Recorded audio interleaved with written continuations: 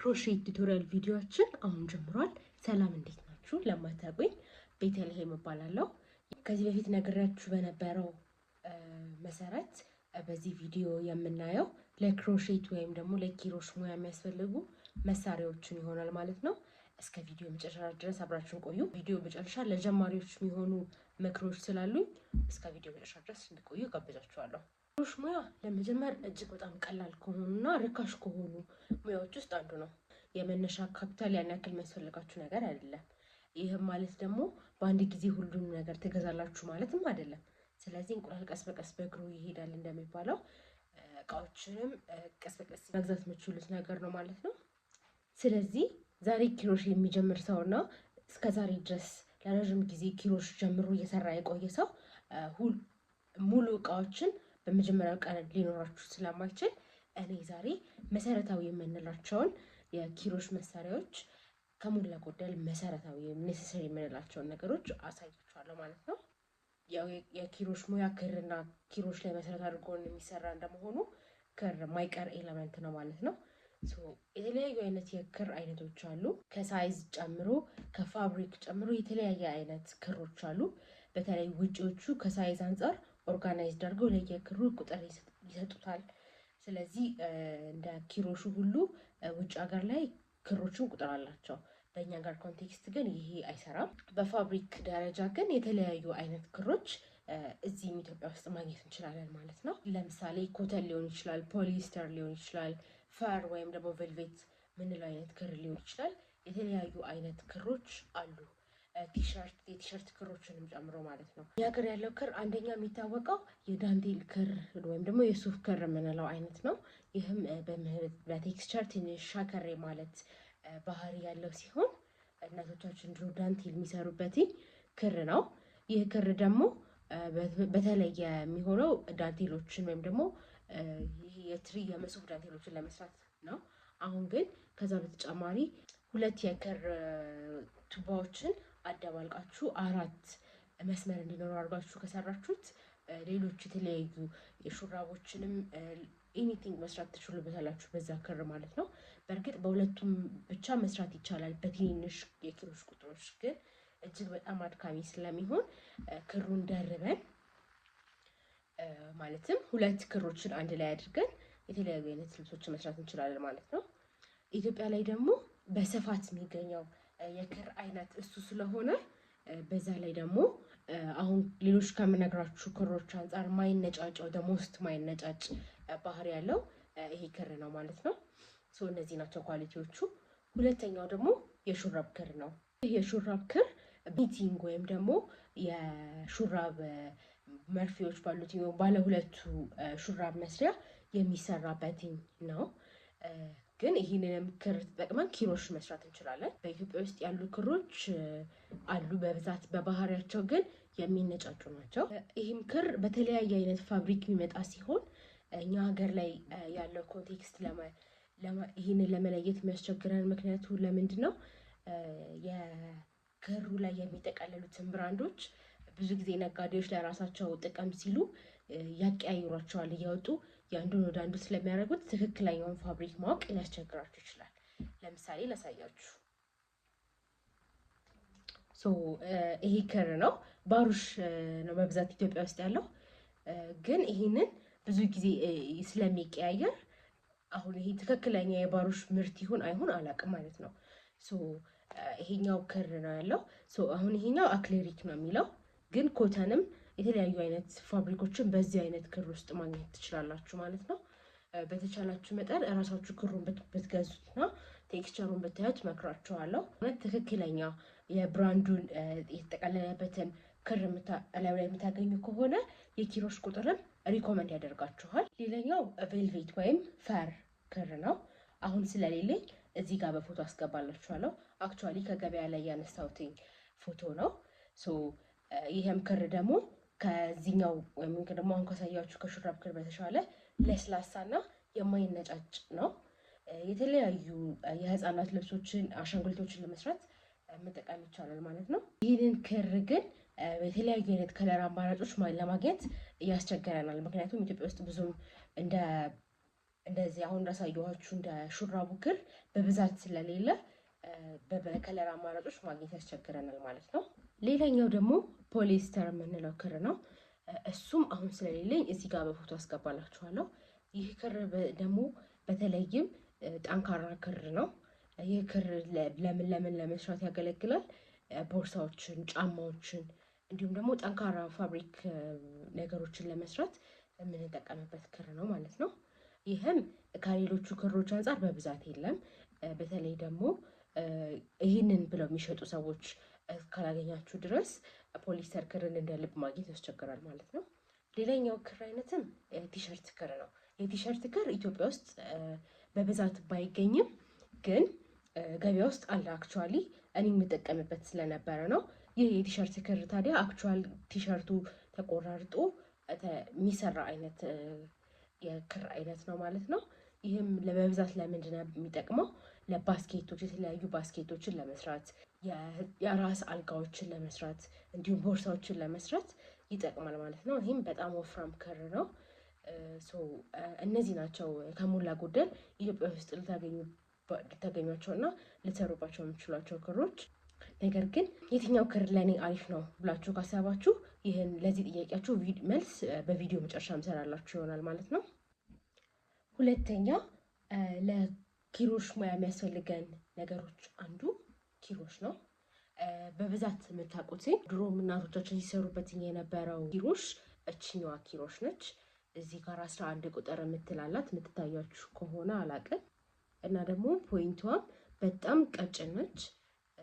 እዚህ ጋር የምትታየው ሁኳ በጣም ቀጭን ነች። እቺ የዳንቴል ክር ላይ ምንም ሳይደረብ የሚሰራበት ነው ማለት ነው። እቺ ኪሮሽ ባለውለታችን ስለሆነች ኢኒታይም ልታስፈልገን ስለምችል ቢኖረን አይካፋም ማለት ነው። ሌላኛው ደግሞ አሁን ላይ በብዛት ገበያ ላይ የምታገኟቸው ለክሮሼት ቢዝነስ ብላችሁ ስጠይቁ እንደዚህ አይነት ኪሮሾችን ነው።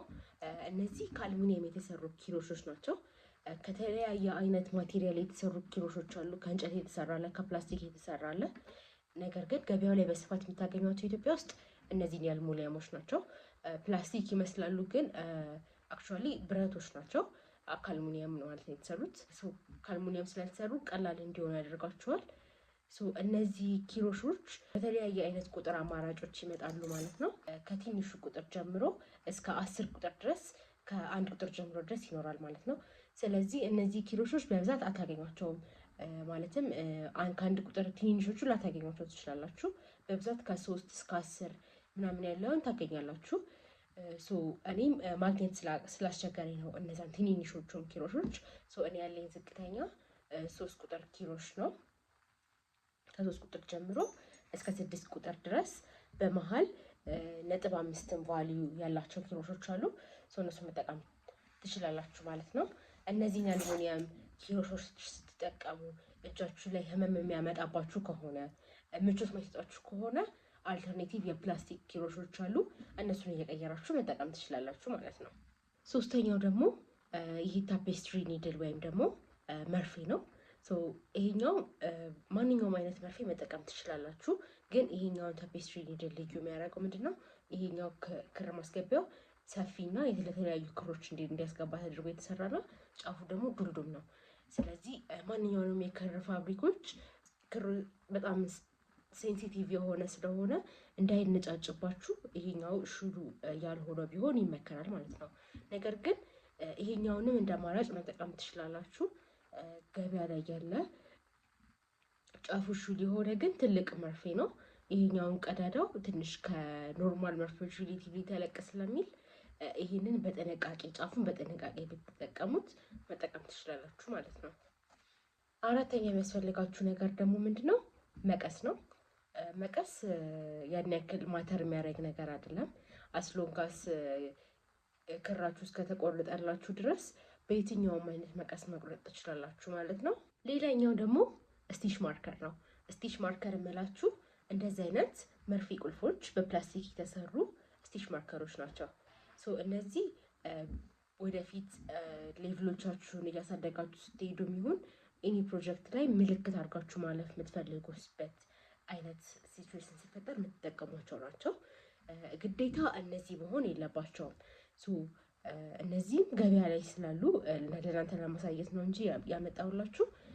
ኤኒቲንግ መጠቀም ትችላላችሁ። ለምሳሌ ጆሮ ጌጥ መጠቀም ትችላላችሁ፣ መርፌ ቁልፍ መጠቀም ትችላላችሁ፣ ወይም ደግሞ ከምትሰሩት ፕሮጀክት ሌላ አይነት ከለር ያለው ክር መጠቀም ትችላላችሁ። ምልክት አድርጋችሁበት እዛ ቦታው ላይ ቋጥሯችሁ ማለፍ ማለት ነው። ሌላኛው ደግሞ ለምሳሌ ሻርጤ መጠቀም ትችላላችሁ ማይወድቅባችሁ ከሆነ። እንደ አማራጭ መጠቀም የምችሉት ግዴታ ያልሆነ ግን ማርክ ማድረግ ባለባችሁ ሰዓት ከነዚህ ነገሮች አንዱ ሊኖራችሁ ይገባል ማለት ነው። ምልክት ማድረግ በሚኖርባችሁ ሰዓት ማለት ነው። ሌላኛው የሚያስፈልጋችሁ ነገር ምንድነው? ሜትር ነው። ይህም በተለይ አሁን ላይ ባይሆን ቢጊነር ሌቭል ላይ ባይሆንም ከቢጊነር ሌቭል ከፍ እያላችሁ ስትሄዱ እየለካችሁ መስራት የምትጀምሩበት ሌቭል ላይ ስትደርሱ ሜትር ያስፈልጋችኋል ማለት ነው። ከሞላ ጎደል መሰረታዊ የምንላቸው የኪሮሽ ሙያ መሳሪያዎች እነዚህ ናቸው። ነገር ግን ተጨማሪ ሊኖራችሁ የሚችሉ ግን ደግሞ ያን ያክል አስፈላጊ ያልሆኑ ነገሮችንም በዛው እነግራችኋለሁ። ቢኖራችሁ ብዬ የምላችሁ ነገሮች ውስጥ አንደኛው እነዚህን ማቴሪያሎቻችሁን የምትሰበስቡበት ባግ ቢኖራችሁ ጥሩ ነው። ምክንያቱም ኪሮሽ የሚሰራ ሰው ሪሌት ያደርገዋል ብዬ የማስበው ኪሮሽ፣ መርፌ፣ ስቲች ማርከር በጣም ትንንሽ ናቸው እና